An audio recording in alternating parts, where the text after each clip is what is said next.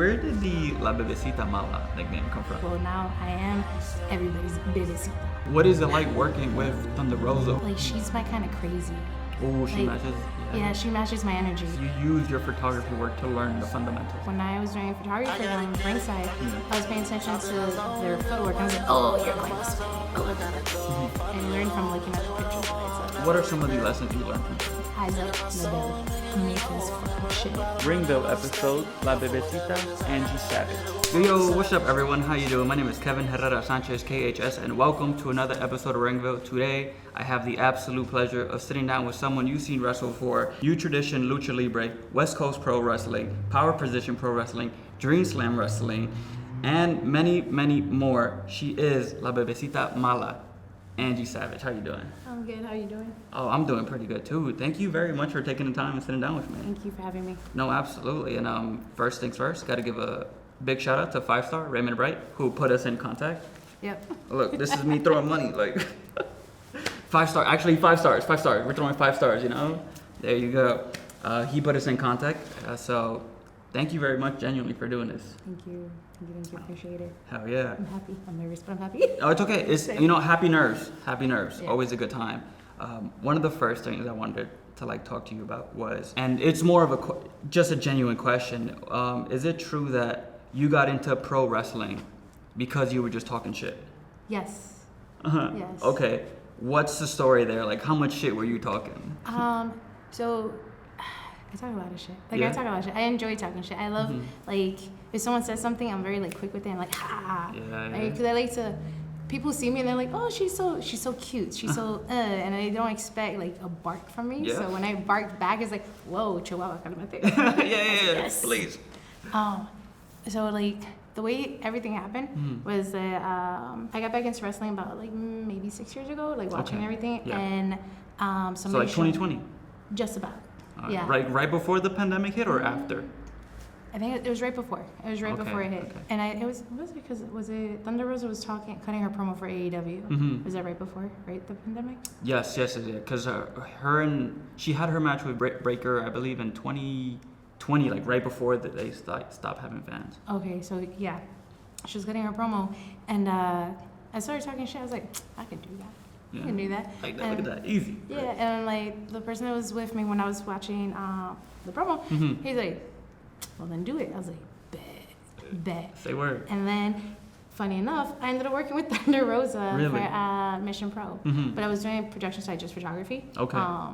And one thing led to another where I was like, okay. And then it was just a thing of like, when we do promo class and everything, I was always quick with it. I get nervous, but I'm quick with it. Is that just the Spanish side in you?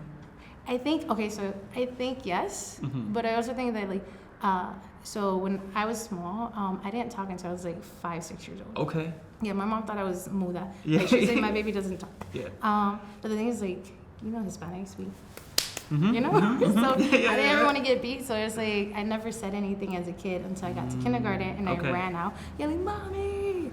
So I feel like I talked the amount of shit that I talked to make up for lost times. Oh. You gotta make up the word count. Yeah, I was like, I have to. I got like 5-6 years good to make up. That's funny as hell. Do you have siblings? I do. I have a brother. I have 2 brothers. Oh shit. I have 2 brothers. Almost lost one there. I know. It's because like there's a whole decade apart. So it's like he's kind of like my brother, but my brother child because I help raise him. Yeah. So I have 2 brothers and a sister. Okay. I think that's also because I also have siblings and like I'm very quick with it too. But that was like I developed that because they would just make fun of me and I had to make fun of them bad. It's like you just have to, so it's like you learn to be quick-witted. Yeah. And it's like I think that pairs really nicely in wrestling. Yeah. Because it's like you're cutting promos, you're talking to people, trying to like either clown them or hype yourself up to where it's like you have to be quick on the mic.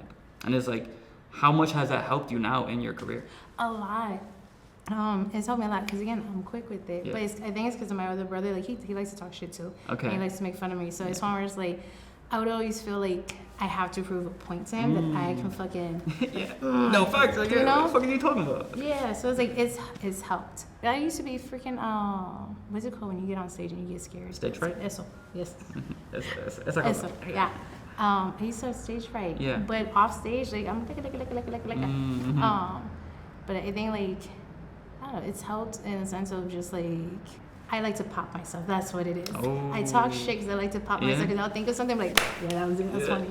Audience, someone over here. Yep. Yeah, you make So yourself like, if I pop myself, everybody else is going to there get popped. There you go. That's funny as hell. Because it's definitely like that. Sometimes I say a little joke. It's just for me.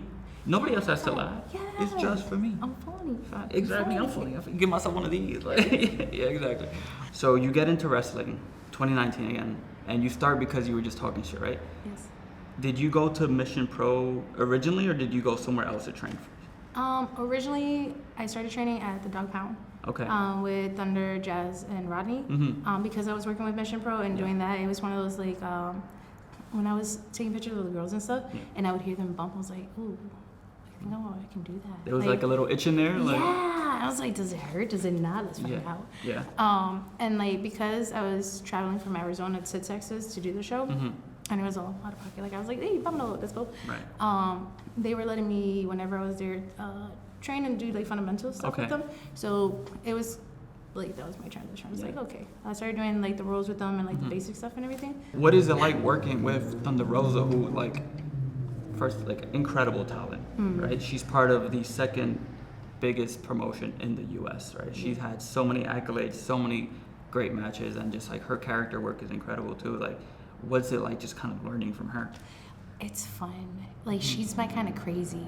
Oh, she like, matches? Yeah, she matches my energy. Yeah? And I love that so much because like, she's very professional. She knows how to turn it on and off. Okay. And just traveling with her from one place to another and like learning the business, but not in the ring, but from the other side, you know, behind the stage and everything, how to conduct yourself, how to like talk and network and all that. It was so much fun. Nice. It was so much fun. I learned a lot on how to carry myself before getting in the ring to carry myself. Fire. Yeah. And it was just like, I think a long car ride can be so informative. Yes. Like, it doesn't even matter if you're like driving with like wrestlers, referees, or just like someone in wrestling. Yeah. You can just learn so much. Yeah. Because you're forced to talk. Yeah, you're stuck with me. Exactly. Yeah, exactly. We're driving. You're stuck with me, and then what you gonna do? Tuck and roll? I'll go 100. You ain't going nowhere. Answer my questions. For real. For real.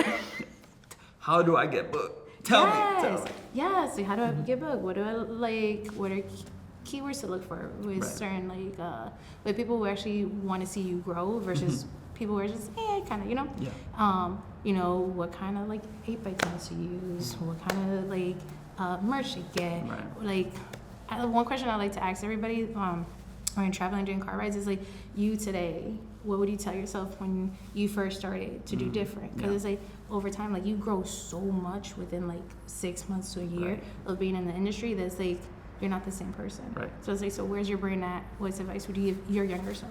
So it's like, I'm picking your brain, and you're gonna answer. And if you try whatever, I'm locking the doors and we you're gonna do it. Exactly. You stuck. What you gonna do? Not go to your booking? I know. No. Say this just in. Crazy Latinas kidnapped. I'm kidding. It's okay. It's fine. Nobody knows. A little kidnap every now and then, you know? It's okay. It humbles them. Exactly. You were put on this earth to humble people. Exactly. I was. I like that. I'm going to put that on the shirt. Yeah, exactly. Okay. So while you're learning, like, what was that, like, transition of going, you said you, at Mission Pro, you were photographing wrestlers, like ringside? Yeah. Right. So it's like, did any of those skills transfer over to when you were wrestling, where it's like you work for the camera as well? So yes, and I forget sometimes. So yes and no, because like yes, it does. But then there's times where like if I'm doing like a big spot and I kind of get nervous, I forget the camera people and I'm like, fuck yeah, I'm just gonna do like, you know. And I need to work on that because I've been told like, look for the camera. I was like, I should know this, and I try, but sometimes I'm just so in the moment. It's like, if you get it, so the way I am is like, if I'm doing a spot and you're the camera person, you know your job. I know my job. I'm be considerate, but if I forget, you should get it. If you don't, it's okay. Someone got it. Yeah. Everybody got phones. It's a mixture. It's a mixture of two, you know? Yeah. Like you should absolutely work for the cameras, but also the camera people should also like know where to go, where to be. Yeah. Because you got to read the feet, their footwork and everything. Feet work, footwork. You know what I mean? Because it was one where, like, when I was doing photography for them, ringside, I was paying attention to their footwork. And I was like, oh, you're going this way. Oh, we're going that way. And now it's just like, because of that, with certain things I do in the ring, I learned from looking at the pictures that I took. I was like, oh, it's like, oh, you touched, grabbed here and did this, and it's like, got it. Oh, really? So you were looking at the pictures that you took, and then kind of seeing, whoa, that's fascinating. Yep. And it's like, that's how I got pretty decent quickly with the fundamentals, where I was like, oh, grab here, do this. Yeah, so you used your photography work to learn the fundamentals. Yep. That's before getting into it, because there's one where like I wanted to impress Jazz and Rodney and Thunder Rosa. I was like, look at me. Right. Yeah, and it's like Jazz, a legend. Yeah, she's such a sweetheart, bro. Like, I can't even like fathom, like, that's one of your first like coaches. Like, that must be an incredible feeling. Like, what are some of the lessons you learned from Jazz? With her was eyes up, no down. Look at where you're going. Because I had this habit of like, when I'm running, I look down like, ooh, because my Dorgo bud doesn't want to fall. And she's like, Angie, eyes up. I'm like, okay, yes ma'am, eyes up. You just... like, and it like, it made all the difference in it. Like, look at what you're going, eyes up, don't look down. And then like, because you look down, you're going down. You gotta look up and up. I'm like, okay.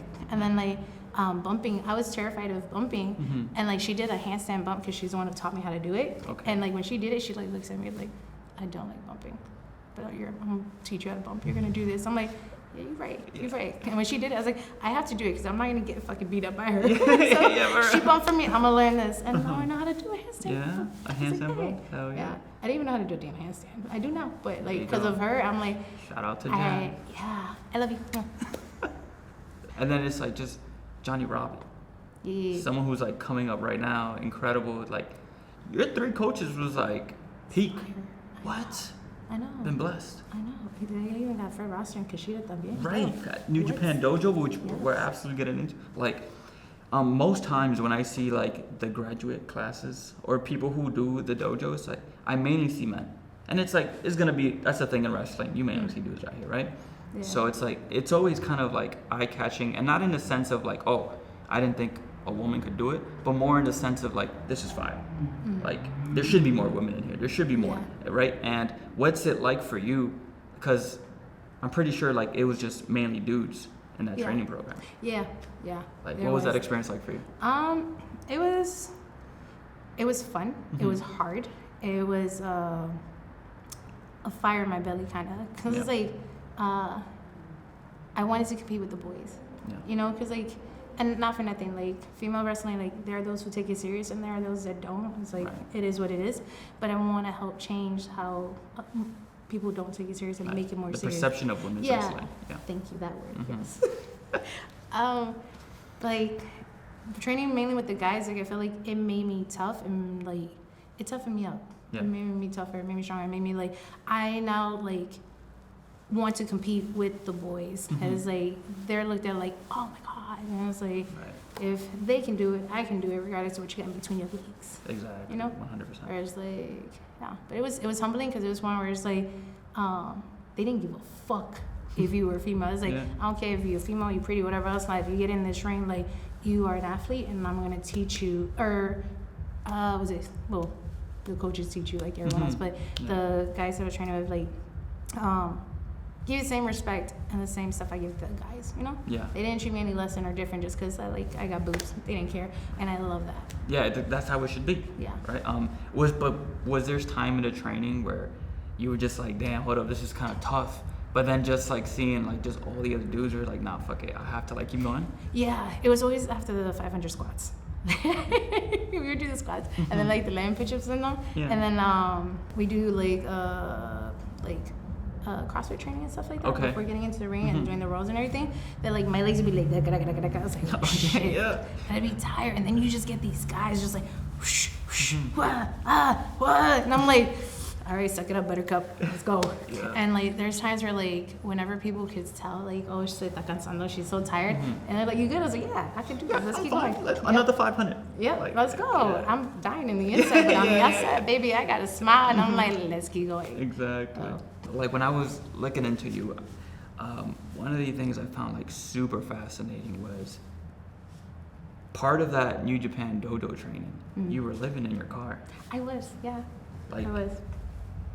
Like, I don't think many people would do that in terms of like for their career, So it's like big props to you. Thank Like, you. Of course, that is not an easy decision to make. It's not like something where it's like, you know, it's like by choice, right? Or necessity, because you just wanted to be a part of this training program. So you're like, well, I'm gonna figure it out whatever way I can. Yeah. And it's like what was that like mindset of like, I just want to do this?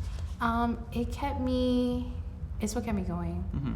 Like, every time I'd find somewhere to park safely, because I was like, I'm not gonna park anywhere. I have to find somewhere safe, park, and like set up my stuff and everything. It was one where like I would lay there, because I had a van at the time. Yeah. I would lay there and like look at the roof of my car and just be like, okay, this is hard.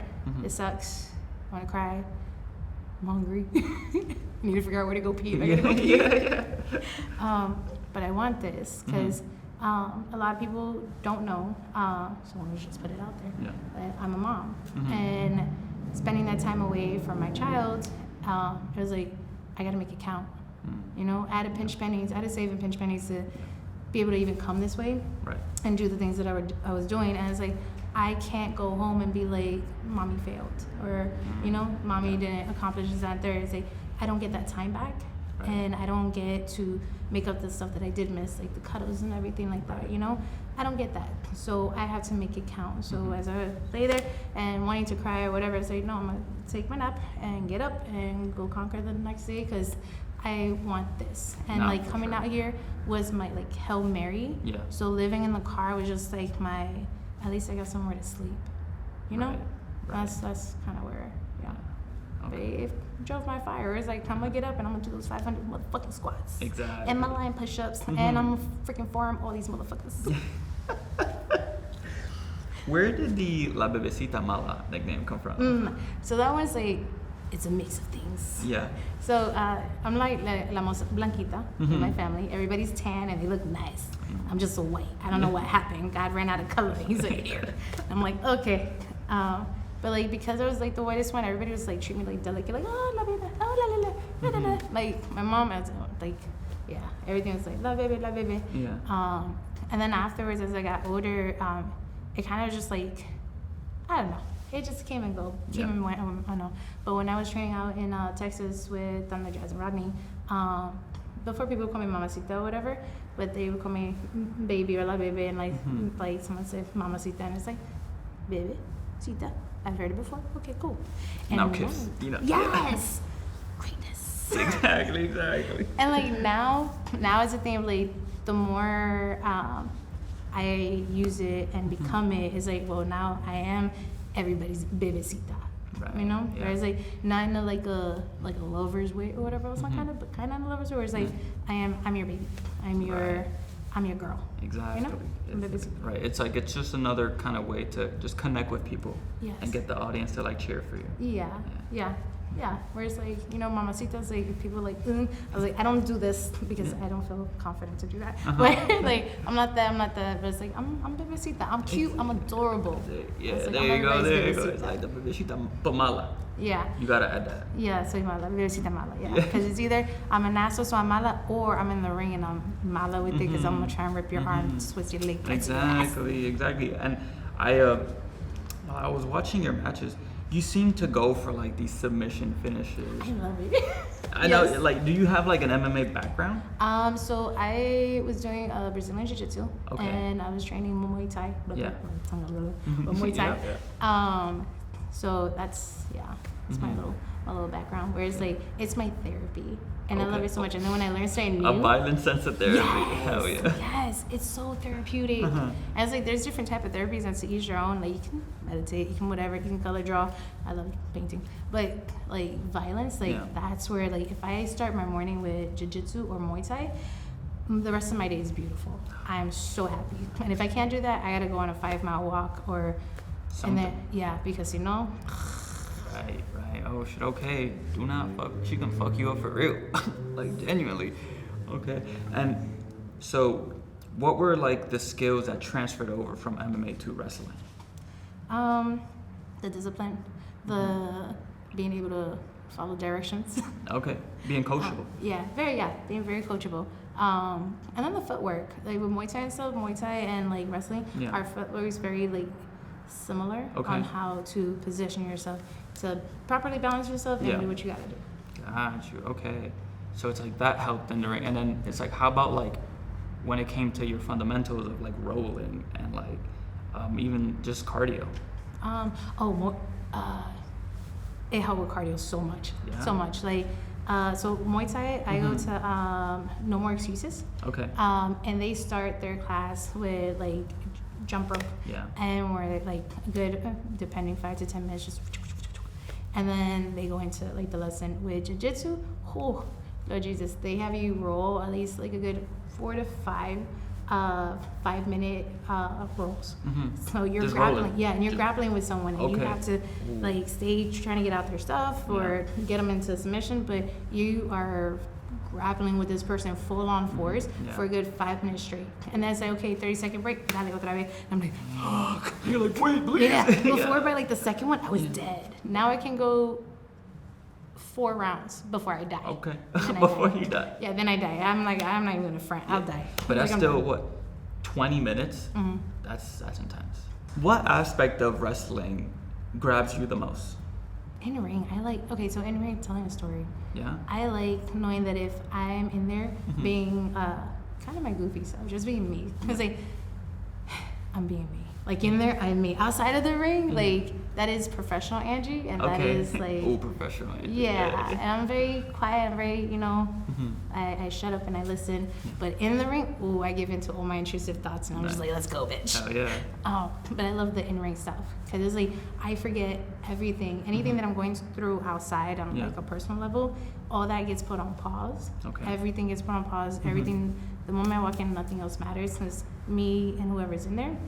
And I just go, and it's just like, it drives me. It drives me. And then if I know that everybody around is like locked in and like entertained, and I help them forget like their weekly struggles and their stresses and everything, or like they had a fucking long day of work and they came here, it's like, cool, bet, I'm gonna make it worth it. Oh, hell like, yeah. The in-ring stuff, like that's everything else is just like, okay, I do what I gotta do. Yeah, exactly, right? Yeah. But in the ring, mala. Yep. Mala. If you want people to get to know you in and out the ring, what are matches they should watch? My 316 match at DreamSlam against Savanna Stone. Okay. That is the summary of what Angie Savage is. Really? La Bebesita. Like, that was the first match where like I give into all my intrusive thoughts. They're like, just go, do you? I was like, make mistake. Yeah. Like for her, big, not for her. But on the promotion side, like on the promoter side, when he's like, just be me, oh baby. Whenever they tell me just be me, I was like, oh, it's gonna be a good day. It's gonna be a good day. Oh, it's so much fun. That's that one, and then NTLO, New Tradition Lucha Libre, Christmas show against Lilith Star, and that was because that's the one. Because that's the one where, like, I'm in my pajama, because I'm a pajama girl, bro. Ooh, I will be girl. outside with my pajamas. Right. I'm in, like, a Christmas pajama, and we had, like,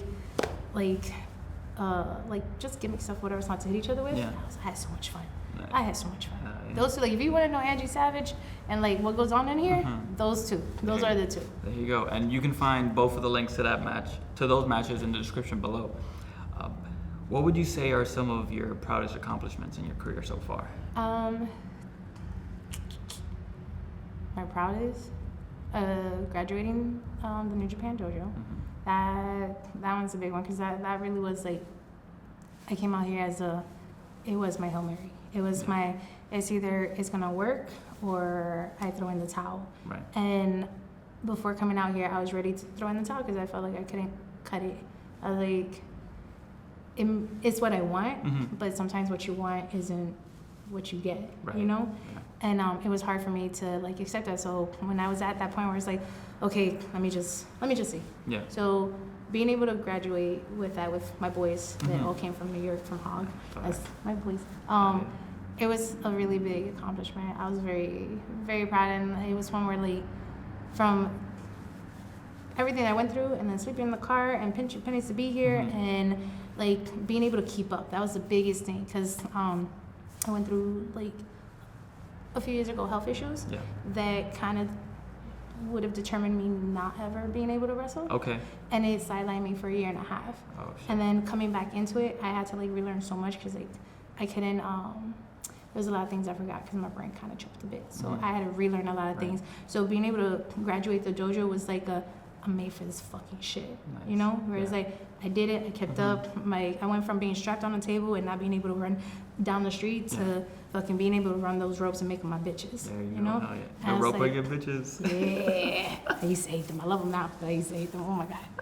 Like that right now is like one of my biggest proudest moments in wrestling. The other one is when I became champion for the first time. My kid was there, and he walks up with a bouquet. And like as I'm walking down the ramp, he comes up and is like, "Oh shit, you're not supposed to do that." He's like, I was like, "Fuck everybody, come here!" And I give him a hug. I was like, "Oh," because like that moment was like, I did it. You know, it wasn't all the sacrifices, all the like tears, the sleepless nights, the sweat, blood, and everything. Like, and the times I missed cuddling with him and like his soccer games. Like I've been to the majority of his soccer games, but I've missed some. You know, so at that moment it was like to see how I'm happy and proud of he was of me. It meant everything. So that's like that right there was like my accomplishment. No, that's like, a beautiful moment for sure. Yeah, and especially like he also was able to see all like the hard work and like the reason why you weren't at some of the soccer games, like you were just grinding it out. Yes. And then it was like right there. Like it was like personified in the championship, but also just like him seeing you perform in the ring. Yeah. So that must have been very beautiful indeed. It was. Well, thank you very much for taking the time. Thank you. My hand is sweaty. I'm so sorry. Mine's too. It's okay. It's hot as fucking here, y'all. But it is what it is. But yeah, thank you very much for taking the time. Anything you'd like to plug to the cameras? Find me on IG, Bebesita Mala. There you go. I'll entertain you, I promise. Come follow my shit talking. All of it. Exactly. And you will also be able to find that in the description below. And everyone, thank you for watching. Remember, new episodes of Ringville every single Monday, every single week. And until next time, we out.